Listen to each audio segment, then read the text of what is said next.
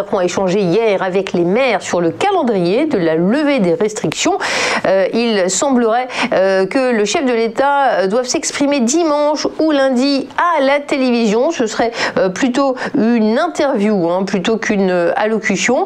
Entre la fin du week-end et le milieu de la semaine prochaine, les maires auront la matrice des prochaines étapes jusqu'en juillet. C'est ce que leur a promis le président de la République. Des concertations seront engagées au niveau local.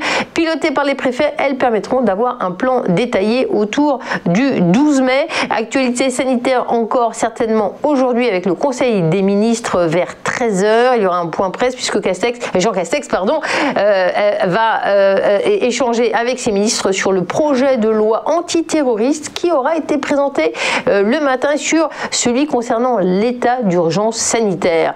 Le Premier ministre sera accompagné par le ministre de l'Intérieur Gérald Darmanin et le garde des Sceaux Éric Dupond-Moretti.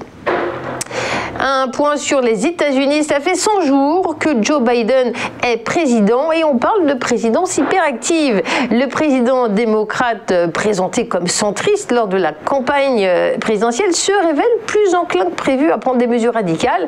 Le principal succès de Joe Biden, c'est la campagne de vaccination sans précédent. Il en avait fait la priorité au début de son mandat et bénéficiant de l'investissement de son prédécesseur Donald Trump dans la recherche et le développement de vaccins contre la Covid, Biden a pu dès son entrée organiser l'exploit logistique de distribuer 3 sérums à travers un pays qui compte 330 millions d'habitants.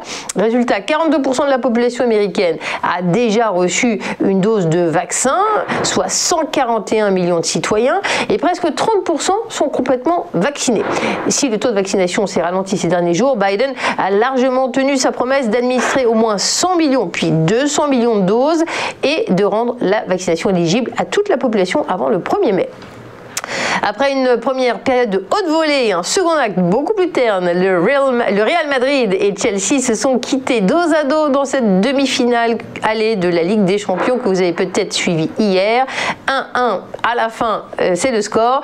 Sauvé par un Karim Benzema des grands soirs, les Madrilènes s'en sortent bien en face. Les Blues, auteurs d'un début de match impressionnant, peuvent nourrir quelques regrets, mais sont en ballottage favorable. Avant le match retour, ce sera le 5 mai. On retrouve tout de suite Eric Seban pour la chronique Chronodax dans un instant.